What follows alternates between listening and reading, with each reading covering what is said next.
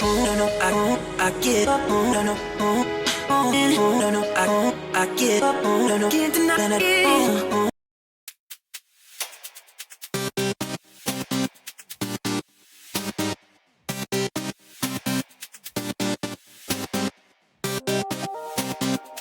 Une maison pour qu'il puisse, une chambre haute pour qu'il puisse se reposer quand il est fatigué. L'homme de Dieu n'avait rien demandé, mais volontairement, elle a voulu aider quelque chose qui participe à l'œuvre de Dieu. Elle a voulu investir dans l'œuvre de Dieu, un peu. Amen, vous comprenez un peu? Donc, ça montre qu'elle avait un certain niveau d'aisance financière.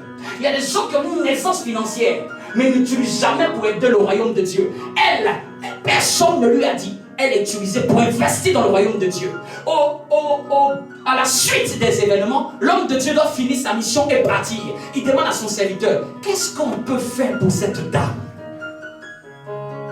Et son serviteur lui dit, j'ai remarqué qu'il n'y a pas de petit garçon qui crie dans la maison. Non, elle avait l'argent, mais elle a un problème pour avoir d'enfant. Et il a dit, l'année prochaine à la même époque, tu auras un enfant. Écoutez ce que la femme a dit. Chapitre, suivez avec moi. Chapitre 4 de Rois, à partir du verset 16. Dieu est le même hier, il est le même encore. Donc ce qu'il a fait pour la femme qui avait des problèmes financiers, il peut même le faire pour toi. Amen. Il peut t'ouvrir des portes financières. Amen. Il peut te donner des idées créatrices de richesse. Parce que c'est ça, il lui a donné une idée créatrice de richesse. Va vendre l'huile. C'était, il lui a dit, va faire des affaires. Je lui ai donné un conseil de bâtir d'abord ce qu'elle avait et après d'aller vendre. Le même Dieu qui est intervenu lorsqu'il y avait la sécheresse, il peut intervenir pour toi lorsque tout est aride et desséché. Il peut faire venir de l'eau en abondance sans qu'un signe ne te montre que l'eau va arriver, sans pluie qui va te le montrer. Je prophétise sur ta vie ce matin qu'un miracle fracasse ta destinée. Amen.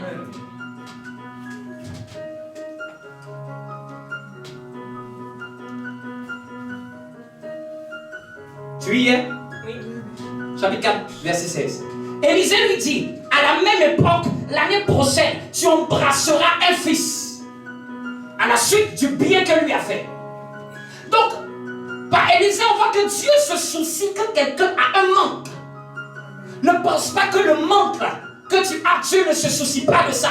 Parce que si le serviteur a pu remarquer qu'il n'y avait pas d'enfant, c'est que Dieu avait vu. En fait, Dieu voulait donner un enfant à cette femme. Et c'est pour ça qu'elle était bizarrement attirée par l'homme de Dieu, sans le savoir. Elle le voit passer par terre. Viens. Bizarrement, il y a quelque chose qui lui dit, tu peux l'inviter à la maison. Au fait, depuis le début, Dieu voulait lui donner un enfant. C'était de savoir à quel moyen elle s'est laissée conduire. Et le moyen pour son enfant est arrivé.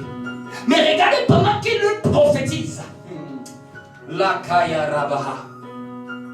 Tu embrasseras un fils. Et regardez, elle dit non, mon Seigneur, homme de Dieu, ne me trompe pas ta servante. Ça ne date pas d'aujourd'hui où quand le Seigneur peut te dire quelque chose, et puis il y a une voix en toi qui te dit, est-ce que ça va arriver? Ça ne date pas. C'est ce qui me plaît. Même dans l'Ancien Testament, ce qui est vieux là, quand lui a dit elle aura un enfant, elle ne s'est pas réjouie. Elle a dit ne me trompe pas. Il ne faut pas me tromper. Si elle a dit ne me trompe pas, elle a déjà peut-être entendu beaucoup ça. Peut-être les gens en Israël ont prié pour elle pour lui dire, ça va venir. Ça va venir. Mais regardez, on lui dit tu vas avoir un enfant. On lui dit Amen. Elle dit non, ne me trompe pas. En d'autres termes, elle, la prophétie, elle était devenue une tromperie. Tandis que c'est un moyen de Dieu de créer ce qui n'est pas, d'emmener à l'existence ce qui n'est pas. Mais elle a dit ne me trompe pas. Bien aimé, il faut aimer même les prophéties. Celles qui sont de Dieu, il faut les aimer. L'apôtre Paul dit ne les méprisez pas. Parce que Dieu, avant de faire, il parle. Avant de créer, il dit la chose pour qu'elle arrive. La capacité de faire de Dieu se trouve dans sa capacité de parler. Sa capacité d'annoncer les choses d'avance. Ça sert à quoi que tu as enfanté, mais depuis tu as dit, ah j'avais su, hein, je l'ai enfanté. C'est ça quoi. C'est quand il n'y en a pas, il faut nous dire ce qu'il doit avoir. C'est là qu'on voit la divinité. Elle n'a pas d'enfant, mais Dieu dit, enfant, la mienne. Oh, Dieu ne se demande même pas comment elle va faire. La parole est relâchée. Et j'aime cette haute dimension du prophète Élisée. C'est-à-dire qu'il y a une dimension du prophétique. Si tu veux, ne crois pas. C'est la foi de celui qui a prophétisé là qui arrive. Est-ce qu'elle a cru? Elle a cru? Elle a cru? Il y a une dimension où j'appelle ça la souveraineté de Dieu. C'est Dieu qui décide de faire. Il ne tient même plus compte de ton avis. Sarah n'a-t-elle pas ri? Signe de doute. Elle dit, ne trompe pas ta servante. Je ne dis pas que c'est un bon exemple. Il ne faut pas avoir ce genre de caractère. Il faut accepter la parole de Dieu, oui et amen. Parce que si je vous explique l'histoire, son nom ne me trompe pas, elle a donné une maladie à son enfant. Après, son enfant a dit, j'ai mal à la tête, maman. Et il tombe tout seul.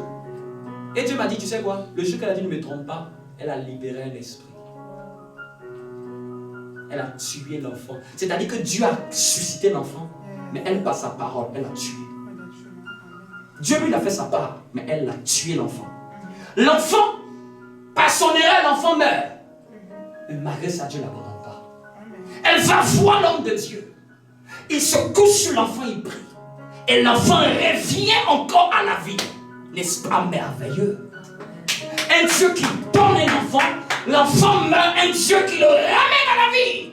Que Dieu ramène à la vie ce qui était mort à cause de tes paroles.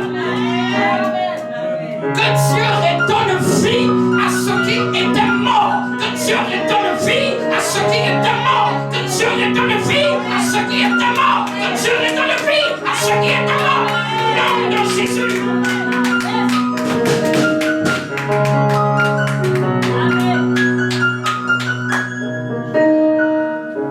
Des projets morts, que Dieu redonne la vie à ces projets morts. Des espérances mortes, que Dieu redonne vie à ces espérances. Une vision morte, que Dieu redonne vie à cette vision. Avant, tu voulais faire ceci, cela, mais à cause des circonstances de la vie, tu n'as pas pu accomplir. Que Dieu te donne d'accomplir ton rêve. Que Dieu te donne d'accomplir ton rêve. Que Dieu te donne d'accomplir ton rêve. Je vais parler sous cette atmosphère. Des gens qui avaient dit, quand ils étaient jeunes, voici comment je voudrais y aller. Fais ceci. Mais des circonstances sont arrivées comme la circonstance de l'enfant qui est mort. Et bizarrement, tu regardes ton objectif et tu vois que tu n'y es pas. Mais je suis comme si je suis passé à côté de ce que je voulais faire. Je décrète que maintenant Dieu redresse ta destinée. Que Dieu te donne de rattraper ton retard. Rattraper ceux qui nous ont volé, ceux qui étaient affalés par les sauterelles, par le gazam, par le asile.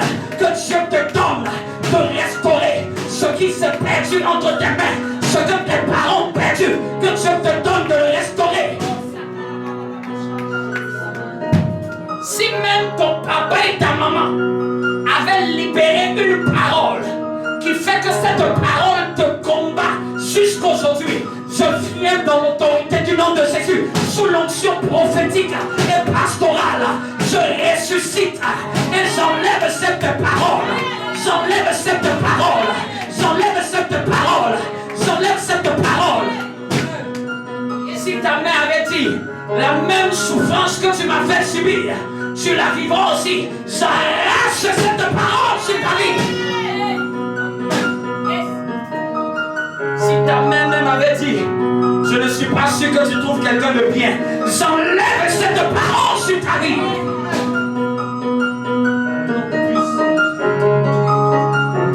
Il y a des gens, ils ne sont pas des sorciers, mais c'est juste que la parole qu'ils libèrent, c'est une parole qui enferme ta destinée. Si quelqu'un allait dire que tu allais te marier, mais que tu n'allais pas avoir d'enfant, je décrète et je déclare que cela soit ton papa au nom de Jésus. Si quelqu'un avait dit, Tu auras un travail, mais tu ne seras pas en parfaite santé pour pouvoir le faire. Je décrète et je déclare cette maladie loin de toi.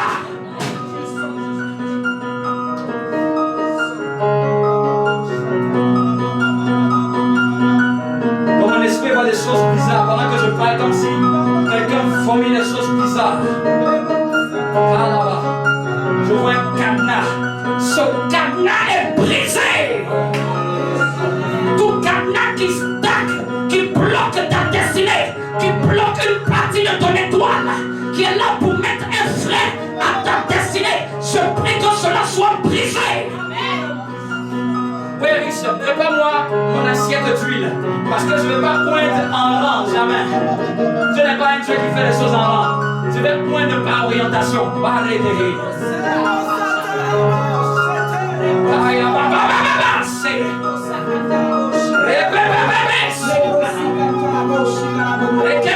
Pendant que je parle, il y a des anges de la catégorie des libérateurs. Des libérateurs. Des libérateurs. Libérateurs de destinée. Libérateurs de destinée. Libérateurs de destinée. I get up, no, I get up, no, can't deny that.